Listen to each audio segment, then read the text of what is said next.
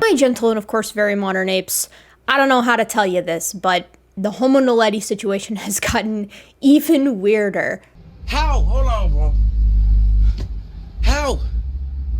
I'm saying, how? Like, talk to me, bro. Now, if you've been keeping up with the Homo naledi stuff either here or on Twitter, or you've been reading the papers as they come out along with the reviews, then you know that this is already like a pretty high charge because the situation is bonkers as it is. If you haven't been following, allow me to catch you up. In the early 2010s, paleoanthropologist Lee Berger published on a brand new species of hominid from South Africa, specifically from the Rising Star cave system. Now, Homo naledi is weird for a lot of reasons, but the one that was most obvious when it was initially published and underscored once the radiometric dates came out is its morphology. Homo naledi is this extremely surprising mix of basal and derived characteristics in such a way so as to make a lot of people think when it was first described that this thing was at the very base of our genus Homo, and perhaps 2 million years old, if not a bit older, placing it alongside Homo rudolfensis and Homo habilis. However, the radiometric dates that we have on this thing tell us that Homo naledi, at least the specimens that Lee Berger's got down there in the Rising Star cave system,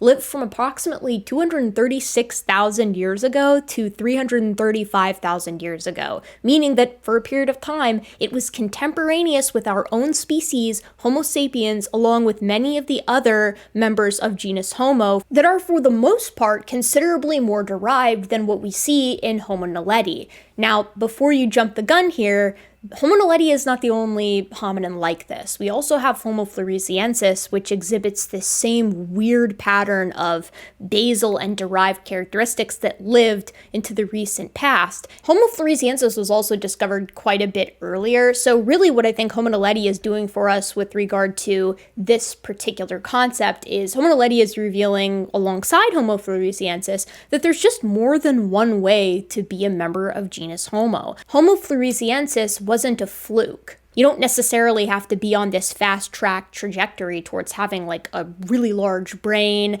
specializing in bipedality to the exclusion of maintaining any type of arboreal adaptation, and using a myriad of different tools. Clearly, you could get pretty far using other strategies and still be considered a member of our genus. So Homo naledi is like this weird little guy hanging around in South Africa in the pretty recent past who has a morphology that is surprising given that time period that it lived. Its brain case size is extremely small for a member of genus Homo, but it also has aspects of the face that are considered derived. It's not particularly prognathic. Aspects of the teeth, particularly the developmental patterns, are reminiscent of Homo sapiens and other later members of genus Homo, and yet in the postcrania, despite being a clear biped just like us, it still maintains what some have interpreted as arboreal adaptations in the shoulder and in the arms. But the hands remain pretty derived. This is obviously an oversimplification because this is not a video meant to go over the minutiae of the morphology of Homo naledi, but I'm just trying to point out that it's a really mixed bag. So Berger and colleagues report on this oddball, and when the dust is settled, the consensus more or less seems to be, okay, like there's more than one way to be a member of genus Homo, and Homo naledi is this late surviving branch of perhaps an earlier divergence, maybe near the base of genus Homo, that just kind of maintains these primitive characteristics and is just kind of ekking out a living in its own way, somewhat isolated in South Africa. And it's got some modern characteristics that may or may not be the result of homoplasy, but I think most people were happy with Homo naledi just being kind of weird until the most recent set of papers out of the Rising Star team, which claimed that Homo naledi used fire, made art in the Rising Star cave system, and ritualistically buried their dead.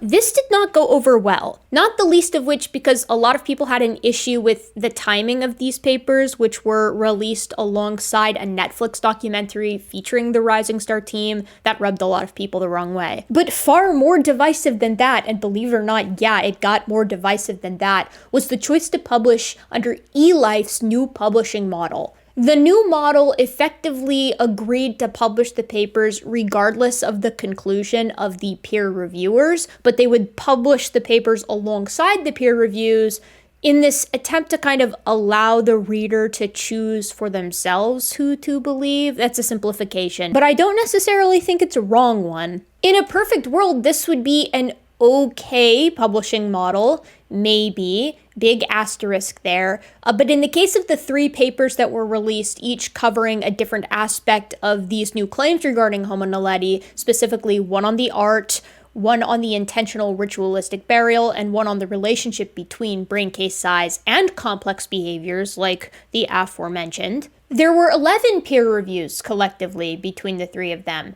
and 10 were negative, and 1 was neutral. I went over each of these reviews in depth here on the channel, so you can check that out if you want to see the details as to why the reviewers weren't convinced by what Berger and colleagues put out. And to be clear, none of these reviewers were saying that they definitely didn't use fire, definitely didn't make art, or definitely didn't ritualistically bury their dead. What all of the reviewers effectively said was, there is not enough evidence to support that conclusion at present, which I think is a big difference than just coming up and smacking them down and saying, no chance, not a shot.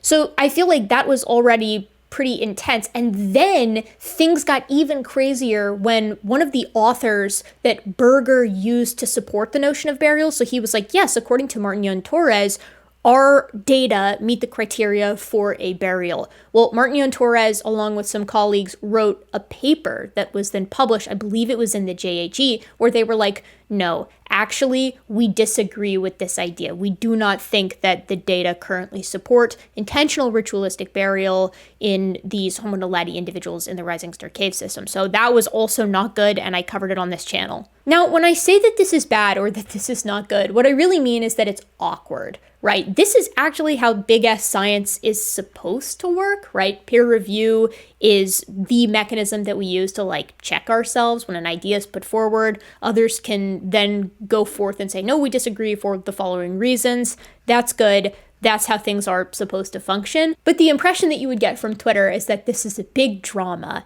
And again, it's Twitter, so sometimes people come across as more intense or perhaps meaner than they would like to be. There's just a lot of people involved, and I'm not here to talk about that. I'm here to talk about a cool new paper that somehow makes the situation even weirder. I didn't think it was possible, but evidently it is. Because remember, setting aside the disagreements and the personalities and the controversy, all of that kind of stuff, we still have an extremely weird data set. We have a mixed bag morphology hominin found in this cave system in South Africa. And like, to just give my perspective on the burial and art and fire thing, I agree that there has not been sufficient support presented for fire or art or even this intentional ritualistic burial, but I also think something weird is going on. And the principal reason why I say that is because the one piece of the puzzle that I don't feel like has been adequately addressed by folks who are criticizing Berger and colleagues here is that Homo naledi is almost the only thing down there, right? Like, you have 24 or so individuals found in this cave system, all members of the same species, Homo naledi, and there's almost nothing else down there. If memory serves, there's like some partial remains of like one baboon, and other than that, it is just Homo naledi.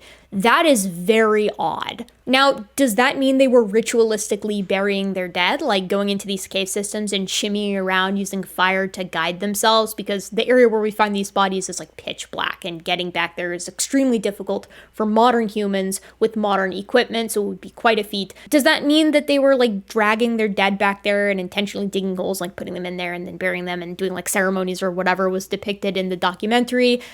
I have no idea. I don't study burials. My inkling, based off of what I know about the situation, and I like to think I've stayed pretty informed on this one. I've read all of the reviews. I've read all of the response papers. I've been terminally online on Twitter with regard to the whole thing. I think that the best explanation for the data at present is that we're looking at funeral caching, right? Like, I don't personally think that the geology of this cave system has been fully characterized. If I had to bet, I would say we're going to find either another entrance or that it has been reworked somehow. And I think what Homo naledi was doing was chucking its dead in there because they didn't want their dead in their living space. This is not a behavior that requires like a massive amount of brain power. Ants do it after all, and we know that other hominins like Neanderthals were capable of it. I think this is a particularly strong hypothesis because it would explain why Homo naledi is almost the only thing in there in a way that floods washing the remains in or a predator cache can't. Neither of those things has been known to discriminate at a species level, so that's partially why I like the idea. But then we've got the paper we're discussing today, and the paper we're going to be chatting about complicates every hypothesis for what we see in the Rising Star Cave system so far. And my, is that hard to do given the complexity of the situation as it already was. So this paper is titled Sex Bias Sampling May Influence Homo naledi Tooth Size Variation, and it's by Delazine and colleagues. And this paper is really weird, right? So let's take a look at the abstract. Unfortunately, this thing is not open access, so I can't go over the whole thing here with you on this video, but what I'm going to do is I'm going to highlight some really important sections, talk about those, maybe show you a few of the figures that are particularly important, and then we're going to discuss the implications of this thing.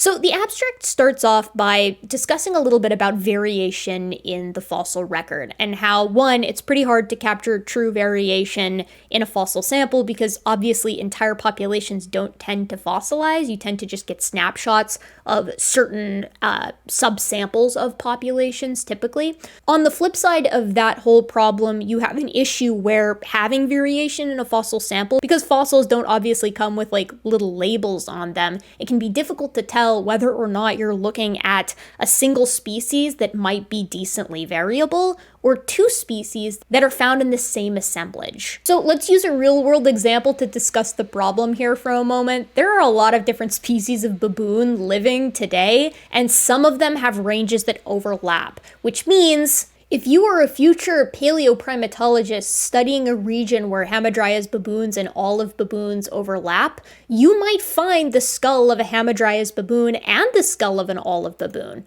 this being Hamadryas, this being olive. Now, these two guys are extraordinarily different behaviorally, and their morphology, when they've got all the soft tissue on them, is also pretty different. And yet, if you found these two individuals, again highlighted by my cursor here and here, would you be able to tell the difference on the basis of these two skulls? What about on the basis of a single tooth, right? The point that I'm trying to illustrate here is that when two species are extremely similar, it can be difficult to tell the difference because sometimes their variation ranges will overlap.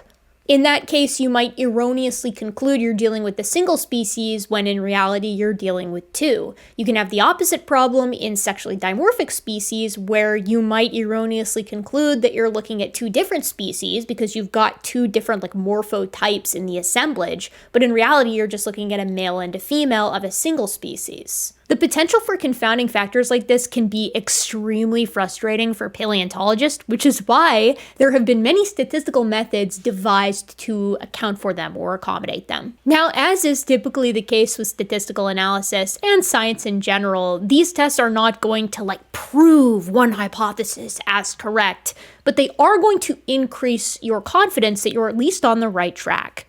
We'll dig a little bit more into that in a moment, but let's get back to the abstract. So near the beginning, they talk about how the sample at Rising Star is extremely low in variation, which isn't the typical problem that you have. They say the large assemblage of hominin fossils from the Rising Star cave system assigned to Homo naledi exhibits a remarkably low degree of variation for most skeletal elements. Many factors can contribute to low sample variation, including genetic drift, strong natural selection, bias, sex ratios, and a sampling of closely related individuals. In this study, we tested for potential sex bias sampling in the Rising Star dental sample. So the authors noticed that the variation in the Rising Star sample, which again is over 24 individuals, it's a lot of members of the species, a remarkable sight to be perfectly honest. But the authors noticed that a lot of the specimens looked really similar to one another. There wasn't a whole lot of variation despite the fact that you have a whole lot of individuals, which as I previously mentioned, that typically isn't the problem that arises. Usually you've got too much variation and you're trying to see if that much variation can fit into a single species.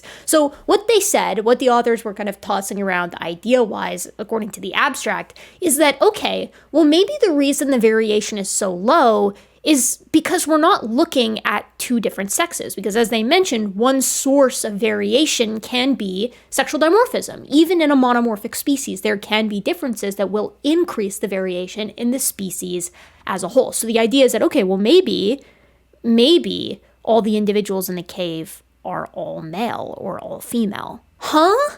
Okay, that would be insane, right? If all of the members are one sex and there's 24+ individuals in the cave system, and also they're basically the only species in there, how exactly is that going to be easily explainable by, like, natural means? And when I say natural means, I mean the usual alternative explanations that are given. Things like predator caching, or maybe like flooding is bringing in these bodies. Like, a flood or a predator is not typically going to distinguish between, like, species, right? Like, a flood isn't going to just put one species in a cave, and a predator doesn't typically hunt a single species, even if they do specialize in one kind of prey. But, like, on top of that, they also are both parsing out the sexes? Like, that is a crazy notion. To sum it up, big if true. And in my opinion, this lends credence to the idea that maybe there is an artificial selection going on here, where Homo naledi, or hell, perhaps another hominin, are intentionally picking individuals to put in this area, whether they're going in and intentionally burying them, or maybe they have a separate hole that they chuck the males or that they chuck the females into, whatever. What I'm trying to say is that if it's possible that all the individuals in the cave system are of the same sex, be it male or female, that makes the situation weirder, no matter what your hypothesis is, as I said earlier. So, the next question is, did the authors show that that is the case, or did they show that it is possibly the case? So, let's dig in a little deeper. Well, the abstract describes what they did next. They say, in this study, we tested for potential sex bias sampling in the rising star dental sample. We compared coefficients of variation for the Homo naledi teeth to those from 8 extant hominoid samples. We used a resampling procedure that generated samples from the extant taxa that matched the sample size of the fossil sample for each possible rising star dental sex ratio. So let me explain a few things before we move forward. CV stands for coefficient of variation, and they utilized it in their methodology here. The coefficient of variation is a means by which we can quantify variation within a given sample. Basically, you take the specimen pool, you establish a mean, and you establish a standard deviation. Then you take the standard deviation, divide it by the mean, and multiply it by 100 to get your CV value. For reasons that I imagine are obvious, sexually dimorphic species have higher CVs than sexually monomorphic species. This is because if the males and females are extremely different, the potential range for morphology within that species is a lot higher than if the males and females are extremely similar. Now, in a perfect world, you're going to take a CV on a population that's 50% male and 50% female and get a nice round CV value check. Unfortunately, that is not how fossilization works, right? The CV value, especially in sexually dimorphic species, is going to be extremely sensitive to sex biases in the sample. So, like, if there's way more males than females, or if there's way more females than males, this is going to impact the values that go into the CV equation and potentially confound our results and interpretations. But this is where the author's methodology comes into play, and where bootstrapping and the comparative methods save the plot. So hopefully you know this by now if you've been watching this channel for any modicum of time, but living apes exhibit an extreme diversity in levels of sexual dimorphism.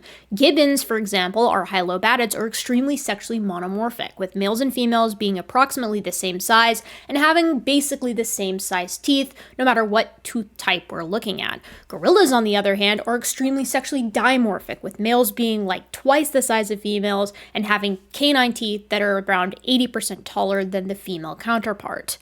Because we have both extremes, it seems reasonable to suggest, particularly given Homo naledi's taxonomic position, that the dimorphism of Homo naledi is going to fall somewhere in between monomorphic gibbons and dimorphic gorillas. So the authors took both of those species and then 6 other hominoids, including chimps, bonobos, orangutans, and 3 populations of human, and they were basically like, okay, what does the CV look like for each of these species, given we know each species dimorphism levels and can generate like averages and standard deviations? So what does the CV look like for each of these species under given sex ratios if we impose the sample size of Homo naledi on each of them? So let's say our Homo naledi sample size was 10 individuals. They were like, okay, what does the gorilla CV look like with 10 males and 0 females, or 9 males and 1 female, or 8 males and 2 females? Same thing with gibbons and everyone in between. They also did this with the Homo naledi sample, generating a CV for each of the teeth that they wanted to look at. Obviously, they didn't know the sexes for the Homo naledi individuals. And then, in combination with the bootstrapping, they did resampling, specifically 9,999 times, in order to generate a confidence interval. So we're going to look at one of the figure results here in a second, but first I want to read this just to really clarify what they've done here. So when they calculated the CV, this isn't like how I've done it in the past, but you know, they probably know better than me. The CV for the extant taxon was always subtracted from that of Homo naledi, so that a negative difference indicates a smaller CV for Homo naledi. So typically when you calculate a CV, right, like it's in the positive, but what they did is they took Homo naledi's CV and then subtracted the CV of the comparative taxa. So like, let's say we were comparing Homo naledi to gibbons, right? They would take the gibbon CV and subtract it from the Homo naledi CV. So like the more negative the CV that you can see like in the charts below, right? Like the higher the CV was initially. So you should see higher CVs for more dimorphic taxa. So you should see more negative CVs for more dimorphic taxa in what we're about to look at. So they go on to say the null hypothesis was equal to relative variation equals CVs for Homo naledi and the reference sample. Thus, if 0, so the number 0, was not contained within the confidence interval, then the null hypothesis was rejected. So what you're about to see in these bars here is, you know what the heck? I'll just show you here. So we're looking at our first figure here for Hylobates lar versus Homo naledi. And what you can see here is that there's our mean, and then these horizontal bars are our confidence interval for each sex ratio. So on top it's 0 males, 8 females, and then on bottom is 8 males, 0 females. And the number 0, as indicated by this dotted line here, is contained within the confidence intervals of every single sex ratio for Hylobates lar versus Homo naledi. So what that suggests to us is that the Homo naledi variation might be equal to the variation of Hylobates lar for each of these given sex ratios. And what we see in Homo naledi could potentially be explained by there being 2 sexes present. So the variation in Homo naledi isn't too low so as to preclude the presence of 2 sexes, assuming Homo naledi is approximately as dimorphic as Hylobates lar, which is kind of like a simplified way to think of this here. As a reminder though, CV isn't necessarily measuring dimorphism per se, it's measuring morphologic variation that can be contained within a given sample, and dimorphic species tend to be significantly more variable than monomorphic species are because of what we previously mentioned. So in sub-figure B, right, we're comparing the variation of Pongo pygmaeus, so an orangutan, to Homo naledi. So if Homo naledi is approximately as sexually dimorphic as an orangutan here, the only way that you could explain the low variation that we see in the sample of Homo naledi would be if it was mostly males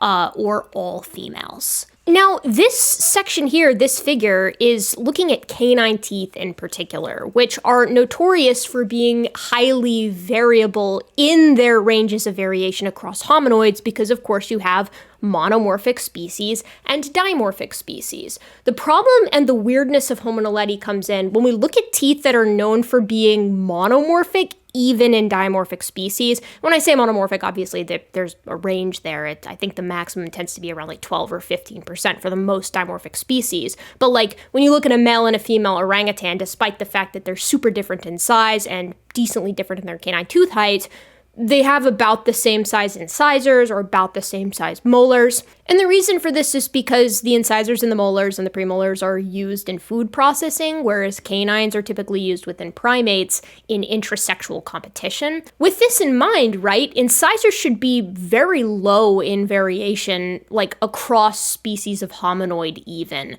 despite the fact that we're looking at monomorphic and dimorphic species. And yet, when we look at this figure here, which is looking at lateral incisors, the I2, we see that regardless of which species we're looking at, with the exception of maybe a super sex bias Pantroglodytes sample or maybe a super sex bias Panpaniscus or bonobo sample, like, Homo naledi is really low in variation for the incisor measurements.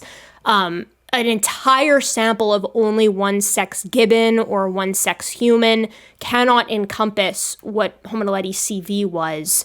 And you might look at this and say, okay, well, maybe we're just looking at a more extreme case of what's being exhibited in Panpaniscus here, which, like I said earlier, that it was only extremely sex-biased samples, but you can see that the confidence intervals of some more reasonable ratios kind of approach and even slightly overcome that zero there, which would, of course, suggest that this might explain the Homo naledi sample. But it's not just the I2 that's weird and problematic, right? The M1 is also encompassed by essentially only the extreme ratios, with the exception this time, instead of Panpaniscus, of some Homo sapiens populations, specifically the HKW population that they were looking at here, and the Pedi a little bit, and the San a little bit. But Panpaniscus, nope. None of the Panpaniscus ratios would explain it. Only the most extreme ratios for Pantroglodytes would. Gorilla, none of them. Orangutans, Pongopygmaeus, again, only the extreme sex ratios and only the extremes, again, with Hylobates lar. And so, like, the weird part here, right, is that you could appeal to bonobos for the lateral incisor, but then now bonobos can't at all in any of these scenarios explain what we see for the M1, right? So at this point, you have to be like, okay, well, it's like bonobos with the I2, but it's like Homo sapiens with the M1, and there's still more teeth to look at. Because we're looking at maxillary and mandibular teeth for a lot of these, and then we're highlighting some of for all of them, we're looking at maxillary and mandibular, but we're highlighting some of the specific maxillary or mandibular teeth in these specific larger figures here. So this one, now we're looking at the P4, right? So the fourth premolar. And in this case, Panpaniscus can start to explain it again. Homo sapiens doesn't touch it. None of the Homo sapiens like ratios can explain what we see in Homo naledi, can meet the CV in Homo naledi. Neither with Pantroglodytes, only the most extreme sex ratios for gorilla, none with the gibbons, and none with the orangutans, maybe that all female. So now we're peeling back to bonobos again. And the same problem rears its head again with, I believe this is the maxillary M1, where, again, it's only these extremely biased sex ratios that can explain it. Again, with the exception of this 1 4 males, 6 females, Panpaniscus. So maybe we are just mostly exhibiting a bonobo condition, except when we're not. So we can summarize the analysis here looking at these specific linear measurements of the teeth by saying that Homo naledi is exhibiting a weirdly low amount of variation that does not seem to be explainable, entirely at least, by any of our extant hominoid samples. Now, this wasn't completely out of left field, and the authors note that previously it has been appreciated that Homo naledi does seem to have really low variation. It's previously just been interpreted as being like, oh, okay, like it's a monomorphic sample. But as we just saw, even for a monomorphic sample, we're looking at something very strange here. Because for some of the teeth, the monomorphic species that exist today still exhibit higher variation than what we're seeing in the Homo naledi sample. And remember, this is the first time that this methodology with the bootstrapping and the resampling of not just like our extant hominoids, but also the rising star dental sample, this is the first time that that's been done. So let's consider for a moment the possibility that there's a bias in the sexes of the rising star cave system. Like, this is not out of the question. We've seen this in other hominin samples of extremely dimorphic species like Paranthropus, so we know for a fact that in some assemblages, we do see a bias, and it's typically typically biased towards males, so typically males fossilize more often than females. That risk-taking behavior, it'll get you. But we still find some females there, right? It's just more often than not the individual is male. And I can't think of a single example of an assemblage that is just entirely one sex. I don't know how you would even know unless you had like two assemblages. They were both dated to the exact same time period. And in one assemblage, you had males and females of an extremely dimorphic species. So you knew it was a male and a female. And then in the other assemblage, you had exclusively one of those morphotypes represented. Maybe then. But Rising Star Cave System is the only place that we have Homo naledi. This is the only spot. So if it's all males or if it's all females or if it's a monomorphic species, who is to say? Well, the answer to that is that the authors are to say, because what they've done here is they've compared the rising star variation to what we see in extant monomorphic species and dimorphic species, of course. And what we just saw is that the naledi sample is exhibiting lower variation than even the monomorphic species, and in some cases, even fully sex-biased samples of a monomorphic species. Which, what do you do with that? And this is where the comparative method falls up short, right? Because we don't have an extant sample that is exhibiting the same pattern that we're seeing in Homo naledi. At least not at a species level, because what the authors point out is that it is possible that what we're looking at here in this assemblage, because we can't establish that all of these individuals definitively lived at vastly different time periods. It's possible that they all lived chronologically very close to one another, and that maybe we're looking at a closely related population, right? So individuals within a population that are like close family members, close genetic relatives, and maybe that could explain why the variation is so low. Because when we were looking at our extant samples, we were taking a species level snapshot. We weren't looking at a single family of gorillas with males and females represented, or a single family of gibbons or lineage, whatever. We were looking at much broader populations. It's worth noting too that the teeth aren't all statistically independent from one another, in the sense that we have the mandibular remains of one individual and then a single tooth from another individual, which means the mandibular remains might appear more than once. If we have the full mandible, the teeth from that individual and the variation that individual exhibits in their left and right M1, for example, that might show up twice when we're looking at the teeth statistically speaking. But an extreme potential scenario is that we're looking at individuals whose teeth look extremely similar because we've got a very small snapshot of time and the individuals involved are close genetic relatives, perhaps even of the same sex. It's goofy to think about, but maybe what we're looking at is a pit that's full of grandmothers and mothers and daughters and aunts and nieces and female cousins. And it's when I say goofy, I mean weird, because that's technically possible. Now, to be clear, there is another possibility here, and that's that we're looking at a species that just has really low morphologic variation in the specific tooth types that were clocked as being kind of bizarre in that way, as having lower variation than any of the extant hominoids that we looked at. And it could be no more complicated than that, and that this is just a feature of Homo naledi, and the authors point that out. And the authors are extremely measured in how they're handling both the data itself and these results, right? They're look, we're not 100% sure what's going on.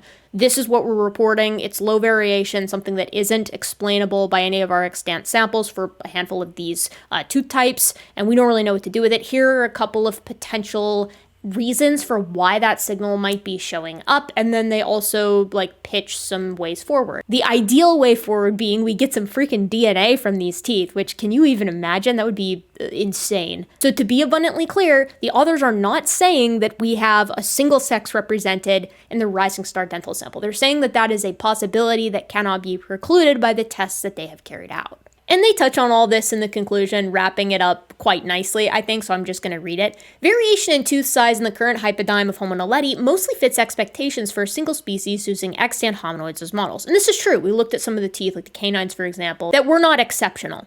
Some teeth provide evidence for unusually low variation. The most notable of these is the maxillary first molar, but mandibular first molar, maxillary lateral incisor, and maxillary fourth premolar exhibit low size variation as well. Our findings match descriptions of other aspects of phenotypic variation in Homo naledi, such as body size and brain size. At least two interpretations are consistent with our results. First, low population or species level variation may have been a biological feature of Homo naledi, a pattern that contrasts with other Middle Pleistocene hominins. Second, one sex may be disproportionately represented in the Homo naledi assemblage, resulting in downwardly biased estimates of variation. In the case of the first maxillary molar, extreme sex ratios must be assumed for sample variation Homo naledi to be consistent with expectations derived from any of the extant hominoid samples. So, strange results coming out of Rising Star yet again. I don't know what to make of all of this, right? Like, if the authors here are correct and this is like either a severely biased sample with regard to sex or just a population of hominins that is like extremely low in variation, both of those are weird for different reasons. And both of those are weird specifically in the context that they're the only thing in that cave system. Again, with the exception of the baboon remains. But like, what is going on? I think a really cool next step would be to compare the Homo naledi sample to like a dental sample of extremely inbred modern humans to see if maybe that's the reason. Because remember, for some of the teeth, even entirely biased sex samples couldn't completely explain what was going on with the low variation in Homo naledi, or like could barely explain it. And so maybe the answer is like a combination. Maybe it's mostly one sex or entirely one sex of an extremely low diversity population because that population has been isolated for so long and is just super inbred. You could even maybe pull some of those inbred Neanderthal specimens into the mix, right? Like the very late surviving populations of Homo neanderthalensis. I think that would be pretty cool. But anyways, I think it's a super cool paper. I think the results are really interesting. I really appreciated the restraint that the authors used in their inference of what might be or might not be going on there. I'm just super excited to see where this goes. Naledi is just continuing to be a source of mystery and bizarrity, is that even a word? And bizarreness for like paleoanthropology. And I'm psyched to see what comes out of Rising Star Cave next. Okay, my gentle and of course very modern apes. If you like what I do here on this channel, you can support me in a free way by liking, commenting, and subscribing to the channel. You might not think that it helps, but it actually does. It helps a lot. Even goofy comments for the algorithm help. If you want to give a comment to the algorithm but you don't know what to say cool paper, Delazine and colleagues. I think they would appreciate that. And if you want to support me in like a greater financial way, what you can do is you can join my Patreon. And patrons get early access to videos sometimes when I'm on top of things, which is not always. I think I'm batting over 50%, but don't, you know, I wouldn't hang your hat on that. And in the meantime, my gentle and of course very modern apes, I hope to see you real soon next time.